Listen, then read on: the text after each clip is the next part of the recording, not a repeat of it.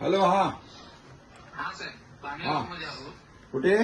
पाणेगाव घनसावंगी तालुक्यात. अच्छा, घनसावंगी. 90% लोकांना शिफ्ट केलं काल रात्री. ओके. आणि आता पाणी थोडं वाढायला लागलंय. वरून पाणी थोडं जास्त यायला लागले. पाणी वाढते. हा हा हा. सकाळी गावातून पाणी दाखवतो तुम्हाला. बर.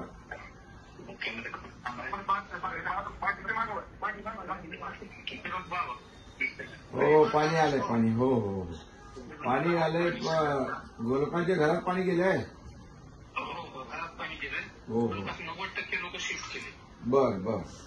घनसावंगी आणि अंबड तालुक्या मतदारसंघामध्ये 10,000 लोकांना आम्ही शिफ्ट केलं. हा. 12 कॅम्प उभे केले.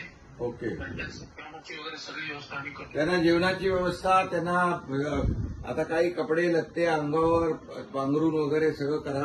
हा. सगळी व्यवस्था करतो. त्या नाश्त्यापासून जेवणापासून. गावातल्या काही लोकांना आपल्याला बोलायचे. हा जय.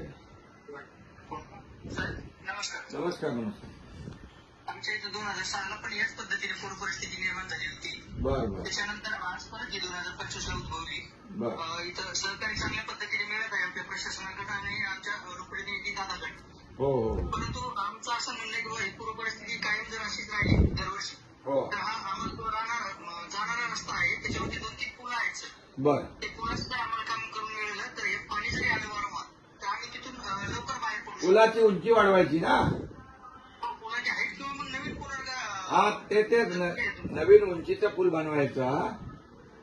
बरोबर ना. पूल जर मिळालं ते करून देऊ, आपण करून देऊ. हा ते पूर्ण परिस्थितीला आपण तर काय सामोरे जाऊ शकत नाही नाही. जर पर्याय निघाला बाहेर तर बिलकुल तुमच्या शेतकऱ्यांच्या सोबत सरकार आहे. काही काळजी करू नका. आणि यावेळेचं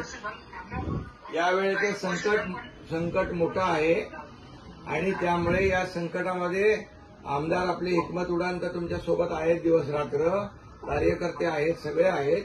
पण आम्ही देखील पूर्ण आहोत तुमच्याबरोबर. जे जे काही नुकसान झालंय, शेतीचं झालंय, शेती खरडून गेली आहे, पशुधन वाहून गेलं आहे, घरांची काय पडझड झाली आहे, सगळ्यांची व्यवस्थित हिकमत तुम्ही आमदार महोदय पूर्ण नीट सगळे पंचनामे करून घ्या आणि त्याप्रमाणे आपण त्यांना सगळी मदत पण देऊ. यावेळेस